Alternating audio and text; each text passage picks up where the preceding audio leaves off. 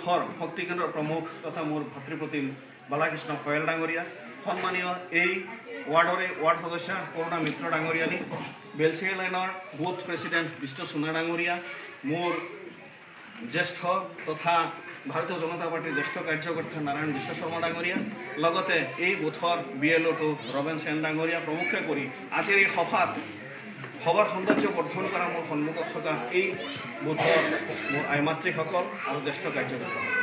ইতিপূৰ্বে আমাৰ পবিত্ৰনাথ ডাঙৰীয়াই আজিৰ সভাৰ উদ্দেশ্য সম্পৰ্কে আপোনালোকক বহলভাৱে কৈয়ে দিছে, মই সেই সম্পৰ্কে একো ক'ব। নিৰ্বাচন সমাগত, গতিকে আপোনালোকে অলপ কথা ক'বলৈ শিকিব লাগিব। ইতিপূৰ্বে তেওঁ যিখিনি কৈ গৈছে মই এইটো দুবাৰ ক'ব নাযাওঁ, কাৰণ পৃষ্ঠপোষকৰ কি দায়িত্ব ইতিমধ্যে আপোনালোকে বুজি পাইছে। অকল কথা কোৱা আৰু চাহ খোৱাৰ হেবিটটো অলপ বঢ়াই লওক, কাৰণ আপোনালোকে যেতিয়া 10টা ঘৰত দায়িত্ব দিব, আজি ই ঘৰত কালি সি ঘৰত তেতিয়া চাহ খাবই লাগিব। কাৰণ কাৰোবাৰ যদি চুগাৰ আছে টেবলেট লগত লৈ ল'ব, কিন্তু আৰু কথা কোৱা শুনোতে মোৰ মানে বস্তুটো কি হাঁহিয়তিৰ পাত্ৰ যেন লাগে, কিন্তু কথা অলপ শিকাওক আপোনালোকে। কথা মানে কি, এতিয়া চাওক কিছুদিন পূৰ্বে এটা কথা ওলাইছে যে এই যে ভাৰতীয় জনতা পাৰ্টিৰ কাৰণে গোটেই অসম জুৰি, এইটো আপোনালোকে য'তে যায় ততে ক'ব যে বিজেপিক আমি ভোট নিদিওঁ, বিজেপিক ভোট দিলেই উচ্ছেদ হ'ব, আপোনাৰ একচনীয়া মাটি আছে, আপোনাৰ চৰকাৰী মাটি আছে, এইবিলাক ভোট দিলেই উচ্ছেদ হ'ব। 1 নম্বৰ কথা মনত ৰাখিব। দ্বিতীয় কথা হ'ল NRC বা SIR আৰম্ভ হ'ব। সেই NRC বিজেপি চৰকাৰ অহাৰ পিছৰ পৰাই NRC আৰম্ভ হ'ল। মানুহক মানে এইটো বিৰোধী পক্ষৰ মানুহে আপোনালোকক ক'ব যে চাওক আপোনালোকে এই আপোনালোকৰ ইণ্টাৰভিউ দিবৰ কাৰণে, আপোনালোকৰ হিয়াৰিং কৰিবৰ কাৰণে কোনোবাই বৰ্মা যাবলগীয়া হৈছিলে, কোনোবাই খাৰুপেটীয়া যাবলগীয়া হৈছিলে, কোনোবাই লখিমপুৰ যাবলগীয়া হৈছিলে। গতিকে বিজেপি চৰকাৰ থাকিলে এইটো হৈ থাকিব। এইটো হ'ল 2 নম্বৰ কথা। 3 নম্বৰ কথা, তেনেকুৱা আৰু বহুত ধৰণৰ আহিব। জুবিন গাৰ্গ ডাঙৰীয়াৰ কথা লৈ ইয়াত আপোনালোকৰ সন্মুখত আহি এইবিলাক কথা ক'ব। কোৱাৰ পিছত কি হ'ব, আপোনালোকৰ মনটো ভাঙি যাব। এতিয়া মই 1 নম্বৰ উত্তৰটো দিওঁ। আপোনালোকে জানেনে এই মাটি উচ্ছেদৰ যিটো আইন, সেই আইনটো কোনে প্ৰচলন কৰিছিলে? আপোনালোকে জানেনে? ক'ব পাৰিব? যদি কোনোবাই কয় যে বিজেপিয়ে উচ্ছেদ কৰি আছে গতিকে বিজেপি চৰকাৰ আমাৰ নালাগে, সেইটোৰ উত্তৰ আপোনালোকে কি দিব? আপোনালোকে জানে যে তৰুণ গগৈ ডাঙৰীয়াৰ চৰকাৰ যেতিয়া আছিলে তেতিয়াই ভূমি উচ্ছেদৰ আইন পাছ কৰি থৈ গৈছিলে। সেইটো আপোনালোকে ক'ব লাগিব। দ্বিতীয় প্ৰশ্নৰ উত্তৰ হ'ল NRC আৰম্ভ কৰিছিলে কিমান চনত? 2014 চনত। 2014 চনত অসমৰ কিহৰ চৰকাৰ আছিলে? 2014 চনত অসমৰ মুখ্যমন্ত্ৰী কোন আছিলে? তেতিয়া NRCৰ কাম আৰম্ভ হৈছিলে, কিন্তু তেওঁলোকৰ এটা নিয়ম আছে, আৰম্ভ কৰিব পাৰে, শেষ কৰিব নোৱাৰে। যেনেকৈ বগীবিল দলং আজি 15 বছৰ আৰম্ভ কৰি থৈ দিছিলে, শেষ কৰিব পৰা নাছিলে, তেনেকৈ NRCৰ কামো আৰম্ভ কৰিছিলে, শেষ কৰিব পৰা নাছিলে। আজি মুছলমান ভাইসকলক দোষাৰোপ কৰে, প্ৰত্যেকেই দোষাৰোপ কৰে যে মুছলমানসকলে কংগ্ৰেছক ভোট দিয়ে, কিন্তু মুছলমানসকলক কি কৰিলে? 75টা গোটেইখিনি উচ্ছেদ হৈছে, কাৰণ মাটিৰ কোনো কাগজ পত্ৰ নাই। আজি 75 বছৰ যদি কংগ্ৰেছক ভোট দি আহিছিলে, তো কংগ্ৰেছে মুছলমান ভাইসকলক কিয় মাটিৰ পাট্টা নিদিলে? তাৰ কাৰণে দায়ী কোন? কংগ্ৰেছ চৰকাৰ দায়ী। 2014 চনত NRCৰ কাম আৰম্ভ হৈছিলে, তেতিয়া অসমৰ মুখ্যমন্ত্ৰী আছিলে তৰুণ গগৈ ডাঙৰীয়া। NRCৰ কাম কোনে আৰম্ভ কৰিছিলে? তৰুণ গগৈ আৰম্ভ কৰিছিলে। আৰু তৰুণ গগৈ কেতিয়াৰ বিজেপি আছিলে? সেইটো কংগ্ৰেছ। গতিকে কংগ্ৰেছ চৰকাৰে NRCৰ কাম আৰম্ভ কৰিছে, যাৰ কাৰণে আমি গোটেই অসম ইমূৰৰ পৰা সিমূৰলৈকে লাঞ্ছনা ভুগিবলগীয়া হৈছিলে, কাগজ পত্ৰ লৈ ভুগিবলগীয়া হৈছিলে। সেইকাৰণে কংগ্ৰেছে এই আইনটো পাছ কৰাৰ ফলত আমাৰ এই লাঞ্ছিত হ'বলগীয়া হৈছে। তাৰোপৰি IMDT আইন কংগ্ৰেছে বাতিল কৰি থৈ গ'ল। গতিকে এইবিলাক কথা যদি আপোনালোকে শিকে, তেতিয়াহ'লে আপোনালোকে উত্তৰ দিব পাৰিব। কিছুমানে কৈছে আমি এইটো চৰকাৰৰ বস্তু একোৱে নাপাওঁ বোলে। কিয়? আপুনি চাউল নাপায়? চাউলটো এইটো কংগ্ৰেছে দি গ'ল। এতিয়া কংগ্ৰেছে ক'ৰ পৰা চাউল দি আছে? কাৰ্ডটো আপোনাক কংগ্ৰেছে দিছিলে, কাৰোবাক 10 বছৰ আগত কণ্ট্ৰলৰ কাৰ্ড কংগ্ৰেছে দিছিলে, কিন্তু এতিয়া বিনামূলীয়া চাউলটো কোনখন চৰকাৰে দি আছে? কোনে দি আছে? বিজেপিয়ে দি আছে। গতিকে কাৰ্ড এটা দিছিলে, সেই দিয়াৰ সময়ত কেতিয়া 3 টকা কেজি চাউল আছিলে? 3 টকা কেজি চাউল আছিলে, কিছুমান আছিলে 6 টকা কেজি। তেতিয়াতো পইচা লৈছিলে। এতিয়া বিনামূলীয়া চাউল কোনে দি আছে? আজি 10 বছৰে কোনে দিছে? বিজেপি চৰকাৰে দিছে। গতিকে আপোনালোকে যদি এইবিলাক কথাৰ উত্তৰ দিব পাৰে, তেতিয়াহ'লে আমি কি কৰিব পাৰিম? অহা ইলেকশ্যনত বেছিকৈ ভোট আনিব পাৰিম। আৰু কোনোবাই কি কৈছে, কিছুমান নেতা আমাৰ মাজত আছে, সেইবিলাকে কি কৰে? বস্তুৰ দাম বাঢ়িছে বুলি কৈছে। আজিৰ পৰা 15 বছৰ আগত আপোনালোকৰ হাজিৰা কিমান আছিলে? 40 টকা। 2010 চনত এজন মানুহৰ হাজিৰা কিমান আছিলে? 40 টকা। 40 টকা হাজিৰা কৰি 65 টকা কেজি দালি কিনিবলগীয়া হৈছিল নে নাই?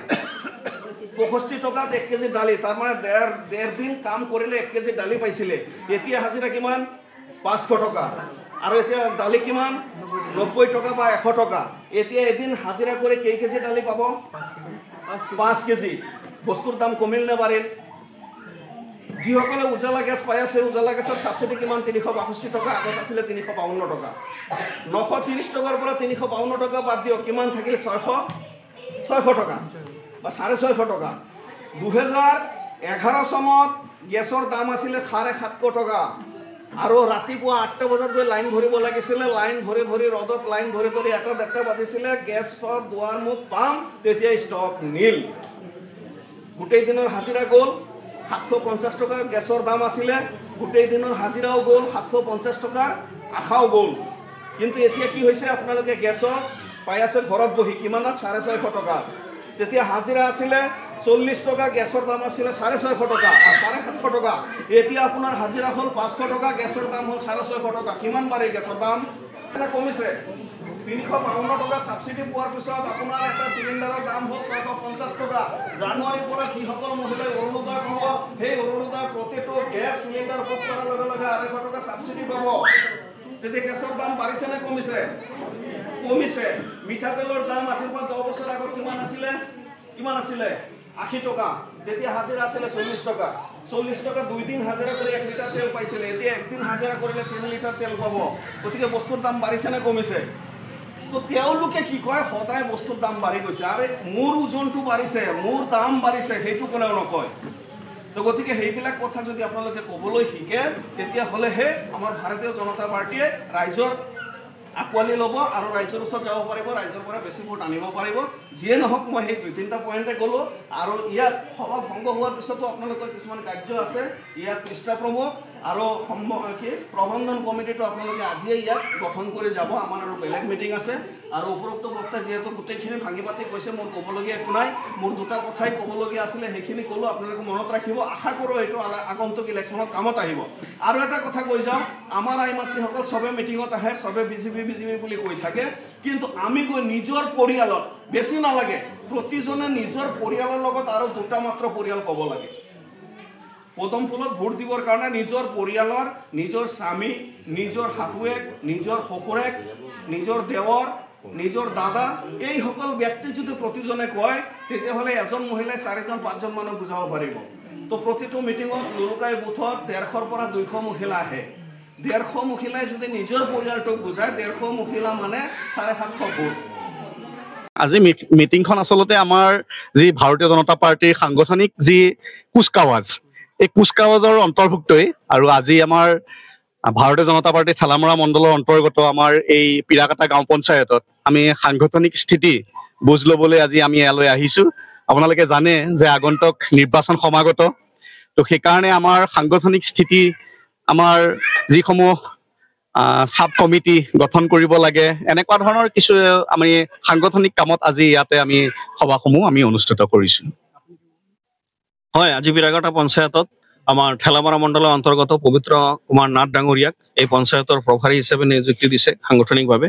গতিকে তেখেতক লগত লৈ আমাৰ পিৰাকাটা পঞ্চায়তৰ 10টা বুথতে সাংগঠনিক স্থিতি কি সেইটো আমি বুজ লৈ আছোঁ। আৰু আগন্তুক 2026 চনৰ যিটো বিধানসভা নিৰ্বাচন, সেই নিৰ্বাচনত আমি কেনেকৈ মানে ফলৱতী হ'ব পাৰোঁ বা জয়যুক্ত হ'ব পাৰোঁ বা আগতকৈ অধিক ফলাফল আমি আনিব পাৰোঁ, সেই চেষ্টা আমি চলাই আছোঁ। আৰু কেইদিনমান আগতে দেখা পোৱা গৈছিলে যে গৌৰৱ গগৈ ডাঙৰীয়া যেতিয়া আহিছিলে, তেতিয়া বহু মানুহ মানে জনসাধাৰণ মানে বিজেপি এৰি মানে কংগ্ৰেছত যোগদান কৰিছিল। সেইটো ক্ষেত্ৰত কিবা ক'ব? সেইটো চাওক, গৰাখহনীয়া নদীৰ একফালে ভাঙিলে আৰেকফালে ভৰ্তি হয়, সেইটো নিয়মেই আছে।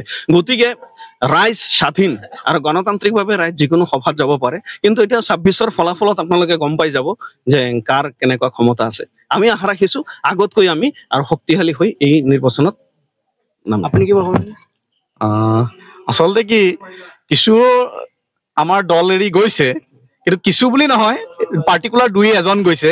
আচলতে তেওঁলোক আগতেই যোগাযোগ আছিল বুলি আমি জানো, তেনেকুৱা দলৰ লগত তেওঁলোকৰ যোগাযোগ আছিল। আৰু তেওঁলোকে গৈ এতিয়া আমাক সেইটো পৰিষ্কাৰে কৰি দিলে। আনহাতেদি আমাৰ এতিয়া আমি যিখিনি সভা আমি অনুষ্ঠিত কৰি আছো, এই সভাতটো আমাৰ যিখিনি উপস্থিতি, সেই উপস্থিতিয়ে কয় আমাৰ ভাৰতীয় জনতা পাৰ্টিক কিমান ভাল পায় ৰাইজে। আমাৰ আজিয়ে আপোনালোকে দেখিছে যে আমাৰ এখন বুথৰ সভা, ইয়াতে কিমান মানুহ আমাৰ সমবেত হৈছে। তো আমি এটাই কওঁ যে আমাৰ ভাৰতীয় জনতা পাৰ্টীৰ আগৰ যি স্থিতি তাতকৈ আমি বেছি মজবুতহে হৈছোঁ।